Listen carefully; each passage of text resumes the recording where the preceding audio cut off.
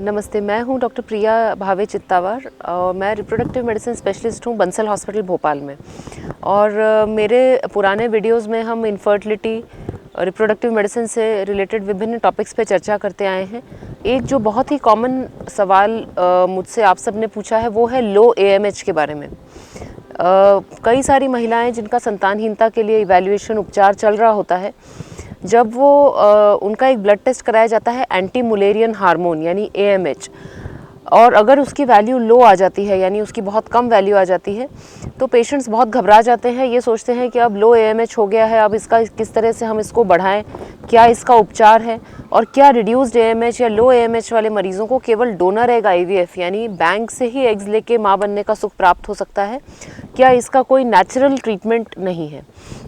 तो आइए आज हम चर्चा करते हैं लो AMH या रिड्यूस्ड AMH के बारे में।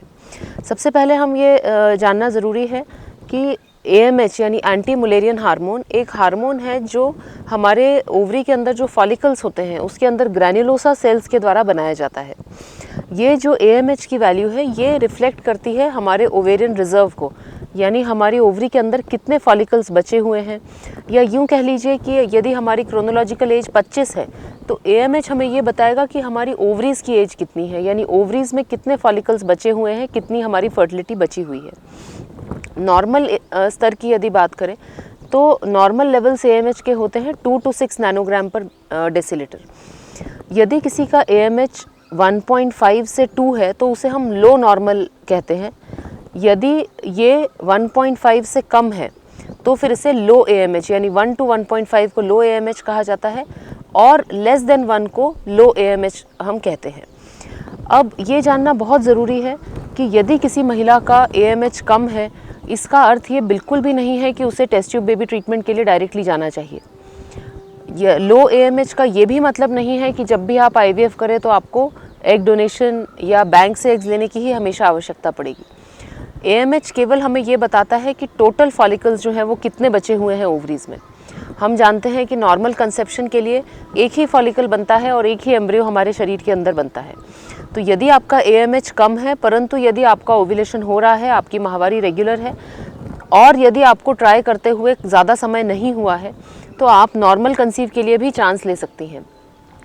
यदि आपको ट्राई करते हुए बहुत समय हो गया है, साधारण इलाज जैसे IUI, ओव्यूलेशन इंडक्शन फेल हो चुके हैं और आपका AMH कम आता है तो फिर शायद आपको टेस्ट ट्यूब बेबी के लिए सोचना चाहिए।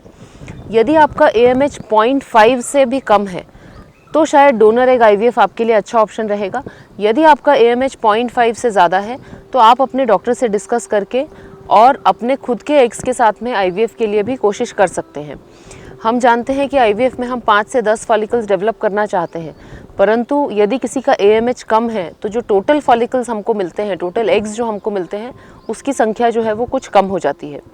परंतु यदि लैब की क्वालिटी अच्छी है, डॉक्टर जो है आपके लिए अच्छे से एक अच्छा स्टिमुलेशन प्रोटोकॉल डिज़ाइन करते हैं और हमें अच्छी क्वालिटी के एग्स यदि मिल जाते हैं तो आपका IVF कम AMH के साथ भी अपने खुद के एग्स के साथ में संभव है और इसमें आपको सफलता भी मिल सकती है। दूसरी बहुत इम्पॉर्टेंट बात है कि AMH जो है ये एग्स की क्वांटिटी बताता है और एज जो है वो एग्स की क्वालिटी निर्धारित करती है। तो वो महिलाएं जिनकी उम्र 30 वर्ष से कम है और उनका AMH कम हो गया है, उन्हें निराश नहीं होना चाहिए। यदि उनके एग्स कम हैं परंतु उनकी क्वालिटी अच्छी है तो फिर भी वो माँ बन सकती हैं, कभी साधारण इलाज से और कभी IVF से।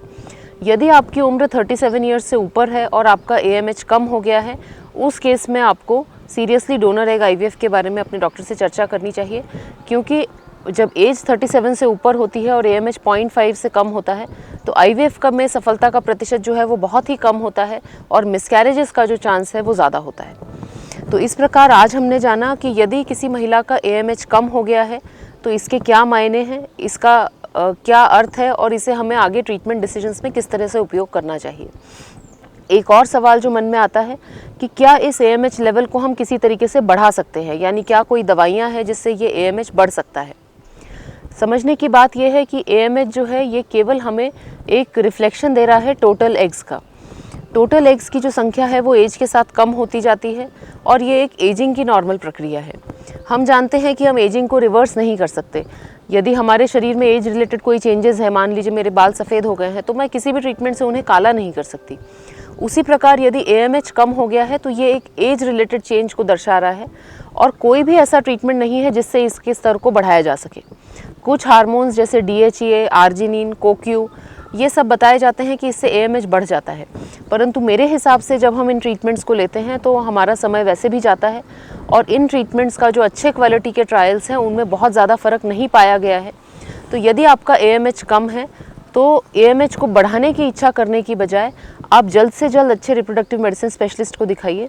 ज़रूरी नहीं है कि आपका IVF ही हो, आपकी एज, ड्यूरेशन ऑफ इनफर्टिलिटी और एंट्रल फॉलिकल काउंट यानी ओवरी में कितने फॉलिकल्स हैं ये देख के डॉक्टर आपके लिए ट्रीटमेंट का चुनाव करेंगे और इसमें आपको सफलता भी मिल सकती है। इस विषय में यदि आपके कोई भी और सवाल हो, जिज्ञासा हो, तो आप हमें ईमेल कर सकते हैं। हमारा ईमेल एड्रेस इस वीडियो में आप देख सकते हैं। इसी प्रकार के अन्य एजुकेशनल वीडियोस के लिए आप हमारे चैनल को सब्सक्राइब करिए और आप हमसे फ़ोन या ईमेल के द्वारा संपर्क में रह के अपनी जिज्ञासा का उत्तर पा सकते हैं। धन्यवाद।